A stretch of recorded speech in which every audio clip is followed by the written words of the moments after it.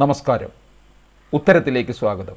ബി.ജെ.പിയുടെ ദേശീയ സംസ്ഥാന നേതൃത്വങ്ങൾ ഒരു പ്രതീക്ഷയും കൽപ്പിക്കാതിരുന്ന മണ്ഡലമായിരുന്നു ആലപ്പുഴ. അവിടെ ഇപ്പോൾ അടിയൊഴുക്കുകൾ ശക്തമായി ഉയരുന്നു. തിരുവനന്തപുരം, ആറ്റിങ്ങൽ, പത്തനംതിട്ട, തൃശൂർ മണ്ഡലങ്ങളിലാണ് ഇക്കുറി ശക്തമായ മത്സരമുണ്ടാകുമെന്ന് ബി.ജെ.പി നേതൃത്വം വിലയിരുത്തിയിരുന്നത്. എൽ.ഡി.എഫ്, യു.ഡി.എഫ് മുന്നണികൾ മുഖാമുഖമെത്തുന്ന ഇവിടെ എൻ.ഡി.എക്ക് കാര്യമായ ഇടപെടൽ നടത്താൻ കഴിയുമെന്ന വിലയിരുത്തൽ രാഷ്ട്രീയ നിരീക്ഷകർക്ക് ഉണ്ടായിരുന്നില്ല. എന്നാൽ ബി.ജെ.പി നേതാവ് ശോഭാ സുരേന്ദ്രൻ സ്ഥാനാർത്ഥിയായി എത്തിയതോടെ ആലപ്പുഴയുടെ ചിത്രം അടിമുടി മാറിക്കഴിഞ്ഞു. ശക്തമായ മത്സരം നടക്കുന്ന ഇടമായി ആലപ്പുഴ ഇതിനകം മാറിക്കഴിഞ്ഞു. ശോഭാ സുരേന്ദ്രൻ്റെ വരവ് പരമ്പരാഗത വോട്ട് ബാങ്കുകളെ എങ്ങനെ ബാധിക്കുമെന്ന ആകാംക്ഷയിലാണ് എൽ.ഡി.എഫ്, യു.ഡി.എഫ് മുന്നണികൾ. കഴിഞ്ഞ ലോക്സഭാ തിരഞ്ഞെടുപ്പിൽ CPMൻ്റെ ശക്തി കേന്ദ്രമായ ആറ്റിങ്ങലിൽ ഡോക്ടർ എ സമ്പത്തിനെ പോലെ ഒരു കരുത്തൻ കാലിടറി വീഴാൻ പ്രധാന കാരണം NDA സ്ഥാനാർത്ഥി ശോഭാ സുരേന്ദ്രനായിരുന്നുവല്ലോ. ആറ്റിങ്ങലിലെ മണ്ണ് ഉഴുതുമറിച്ചിട്ടിട്ട് പോയ ശോഭാ സുരേന്ദ്രന് ഇക്കുറി എന്തായാലും ആലപ്പുഴയിൽ ചില കാര്യങ്ങൾ തിരുത്തിക്കുറിക്കും എന്നുള്ള നിലപാടിലാണ്.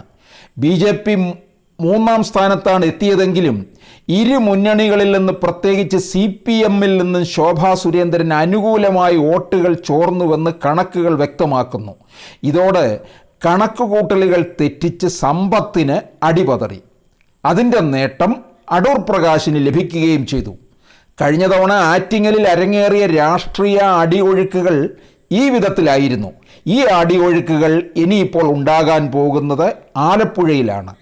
മണ്ഡലത്തിൻ്റെ ആവശ്യങ്ങളും പരിമിതികളും നേരിട്ടറിഞ്ഞ് അതിന് പരിഹാരം തേടിക്കൊണ്ടുള്ള പ്രചരണ ശൈലിയാണ് ശോഭാ സുരേന്ദ്രൻ കൈക്കൊണ്ടിരിക്കുന്നത്.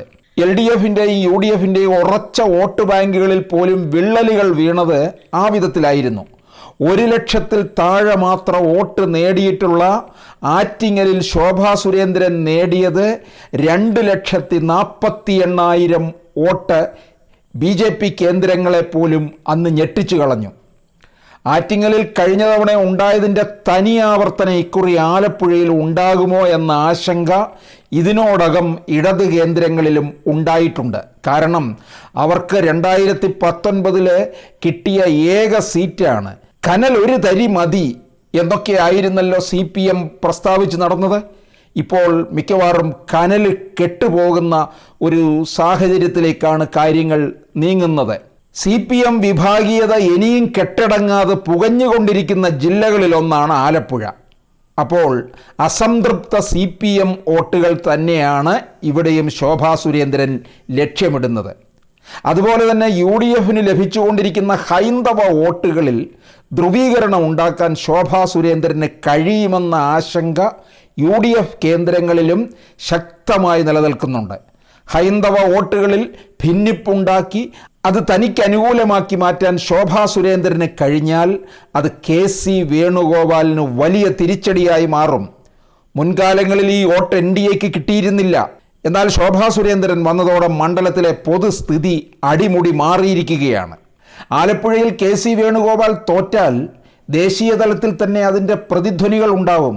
കാരണം ദേശീയ തലത്തിലുള്ള ഇന്ത്യ മുന്നണി കൂട്ടായ്മയുടെ നിർദ്ദേശങ്ങൾ അവഗണിച്ചുകൊണ്ടാണ് രാഹുൽ ഗാന്ധിയും KC വേണുഗോപാലും കേരളത്തിൽ മത്സരിക്കാൻ ഇറങ്ങിയത്.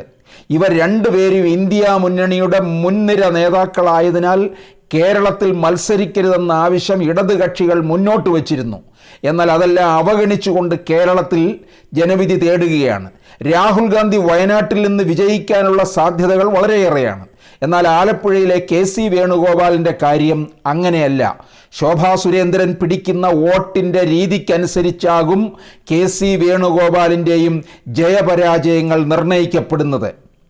പലപ്പോഴും BJP നേതൃത്വം, അതായത് സംസ്ഥാന BJP നേതൃത്വം ശോഭാ സുരേന്ദ്രനെ അവഗണിക്കാറുണ്ടായിരുന്നു. അങ്ങനെ ഒരു ആരോപണം BJP അണികളിൽ പോലും ശക്തമാണ്. ഇത് കേന്ദ്ര നേതൃത്വത്തെ തന്നെ പലപ്പോഴും ശോഭാ സുരേന്ദ്രൻ ധരിപ്പിക്കുകയും ചെയ്തിട്ടുണ്ട്. അതുകൊണ്ട് ഇക്കുറി സ്ഥാനാർത്ഥി നിർണയത്തിലും അത് വ്യക്തമായിരുന്നുവെന്ന് അവർ ചൂണ്ടിക്കാണിക്കുന്നു. കഴിഞ്ഞ തവണ ഇളക്കി മറിച്ച ആറ്റിങ്ങലോ പോരാട്ട സാധ്യതയുള്ള മറ്റേതെങ്കിലും മണ്ഡലമോ ആണ് ശോഭാ സുരേന്ദ്രൻ ചോദിച്ചിരുന്നത്. അങ്ങനെ നൽകിയിരുന്നുവെങ്കിൽ ഇക്കുറി കേരളത്തിൽ താമര വിരിയുമെന്ന് കണക്കുകൂട്ടിയവർ BJPയുടെ നേതൃനിരകളിൽ തന്നെയുണ്ട്. BJP നേതൃത്വം അവഗണിച്ച് മാറ്റിവെച്ച ആലപ്പുഴയിൽ ഇപ്പോൾ NDA സൃഷ്ടിച്ചുകൊണ്ടിരിക്കുന്ന ആരവം അതിനുള്ള ഏറ്റവും നല്ല ഉദാഹരണമായും അവർ ചൂണ്ടിക്കാണിക്കുന്നു. എന്തായാലും ആലപ്പുഴയുടെ മണ്ണിൽ അടിയൊഴുക്കുകൾ ഉണ്ടാകും. അവിടെ സംഭവിക്കാൻ പോകുന്നത് നമ്മൾ കാത്തിരുന്ന് കാണാം.